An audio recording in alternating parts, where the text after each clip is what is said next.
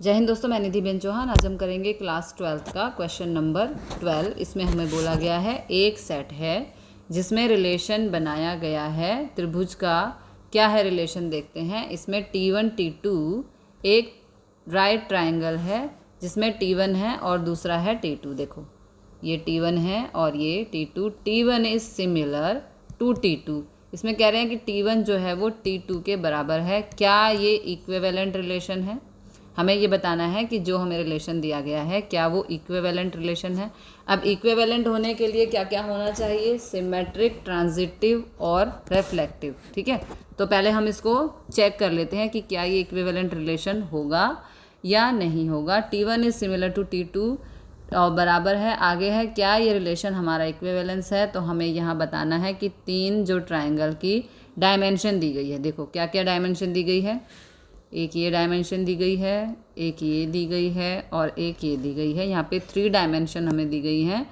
T1 T2 3 की हमें बताना है इसमें से कौन सा ट्राइंगल सिमिलर है। तो सबसे पहले हम गिवन रिलेशन को इक्विवेलेंट रिलेशन प्रूव कर लेते हैं। ठीक है, तो यहाँ पे हमारे जो रिलेशन में पेयर बनेंगे वो क्या बनेंगे। देखो यहाँ पे बनेंगे T1 T2, ये T1 है। T2 जो हमें दिया गया है T इज़ सिमिलर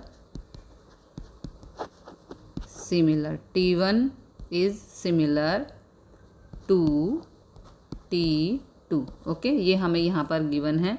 तो रिलेशन हमें दिया गया है T1 जो है वो T2 के सिमिलर होना चाहिए। रिलेशन के अंदर जो हमारे पेयर बनेंगे वो बनेंगे T1 और T2 की बात हो रही है यहाँ पे। तो इस तरह से जो रिलेशन बनाएंगे वो हमारे रिलेशन बनेंगे T1 T1 T1, T2। ठीक है, फिर जो हमारा रिलेशन बनेगा T2 T1 और T2, T2। रिलेशन हम देखो किस तरह से बनाएंगे, इस तरह से क्रॉस प्रोडक्ट करके, इस तरह से।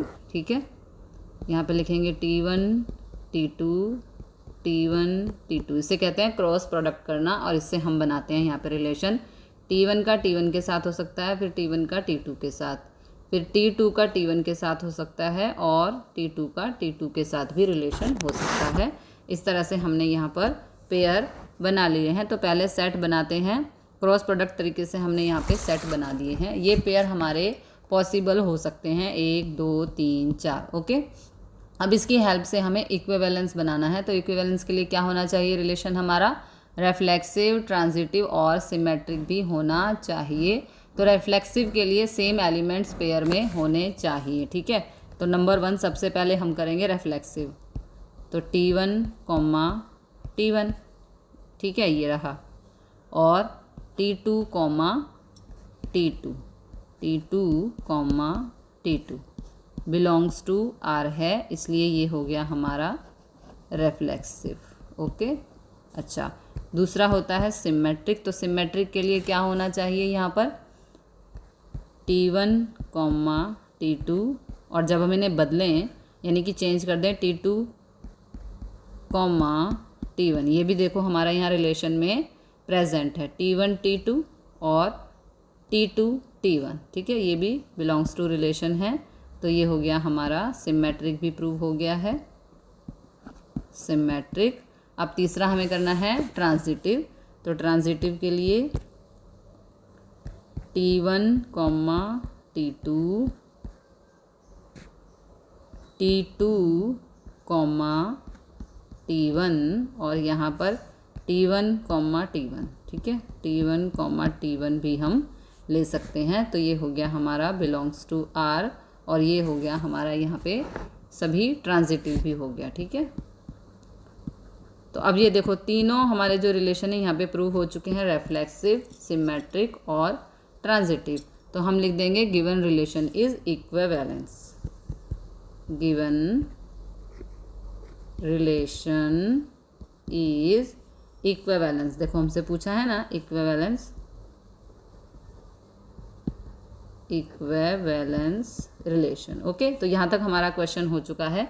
आगे के लिए चलते हैं अगले पेज पर। यहाँ तक हमारा क्वेश्चन प्रूव हो चुका है, आगे करते हैं। हमें क्या दिया गया है, 3 त्रिभुज दिए गए हैं। T1 के डायमेंशन क्या है यहाँ पे देखो, तीनों की डायमेंशन हमें दी गई है। तो T1 3 4 5, ओके। T2 की डायमेंशन है यहाँ पर 5 12 13 और T3 की डायमेंशन हमें दी गई है 6 8 10, ओके।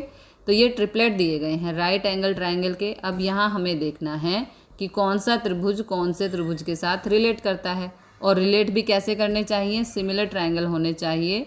तो सबसे पहले सिमिलैरिटी चेक करते हैं। सिमिलैरिटी के लिए क्या होना चाहिए, देखो T1 और T2 के कॉरेस्पॉन्डिंग रेशियो, ये T1 है ये T2 है, इसमें देखो कॉरेस्पॉन्डिंग रेशियो में कुछ भी यहाँ पर मैच नहीं हो रहा है, ठीक है। तो हम T1 और T3 ले लेंगे, T1 अपॉन T3, ठीक है।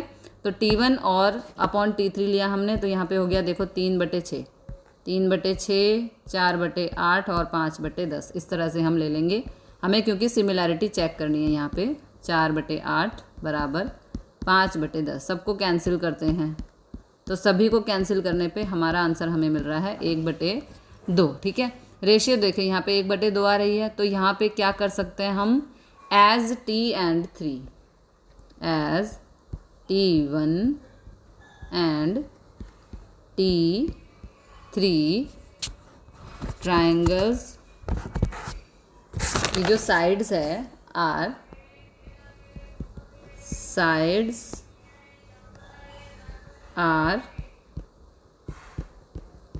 प्रोपोर्शनल, ठीक है। सो T1 and T3 similar, okay, similar है ना।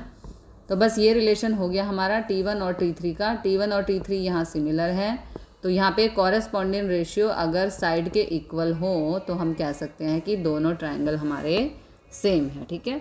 अगला क्वेश्चन देखते हैं, क्वेश्चन नंबर 13। इसमें हमें बोला गया है show that the relation are defined in the set. पिछले क्वेश्चन में हमें ट्राइंगल दिया गया था, यहाँ पे हमें पॉलीगॉन दिया गया है। R P1 P2 such that P1 and P2 have same number of sides, okay. यानी कि P1 और P2 में जो साइड्स हैं वो बराबर हैं, ठीक है। इज एन इक्विवेलेंट रिलेशन, क्या ये इक्विवेलेंट रिलेशन है? तो पहले हम यहाँ तक ही सम को सॉल्व करेंगे, ठीक है। बिल्कुल पिछले क्वेश्चन की तरह है, बस वहाँ पे ट्रायंगल था और यहाँ पर हमें पॉलीगॉन दिया गया है। तो पिछले प्रश्न में हमने ट्रायंगल की बात की थी और यहाँ पॉलीगॉन की बात कर रहे हैं। क्या पॉलीगॉन दो P1 और P2 की सेम साइड्स हैं? क्या है? इक्विवेलेंस बताना है। सबसे पहले सेट क्या दिया गया है, देखो यहाँ पे हमें सेट दिया गया है R बराबर P1, P2 such that P बराबर P1 बराबर P2 हैव सेम साइड्स, ठीक है, हैव सेम साइड्स। तो हमारे रिलेशन के अंदर जो पेयर बनेंगे वो कुछ इस तरह से बनेंगे। R बराबर P1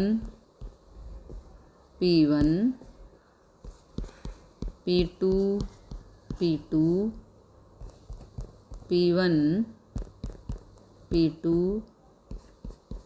P2 P1, ठीक है। किस तरह से हम रिलेशन बनाते हैं, देखो ऐसे, इस तरह से हम क्रॉस प्रोडक्ट करके रिलेशन बनाते हैं। P1 P2 P1 का रिलेशन P1 के साथ होगा, P1 का रिलेशन P2 के साथ भी होगा, P2 का रिलेशन P1 के साथ होगा और P2 का रिलेशन P2 के साथ भी होगा, ठीक है। तो इस तरह से हमारे बन गए पेयर। क्रॉस प्रोडक्ट करके एलिमेंट्स हमने निकाल लिए हैं यहाँ पर। तो सबसे पहले हमें रेफ्लेक्सिव के लिए क्या, एक जैसे एलिमेंट्स हमारे पेयर में होने चाहिए।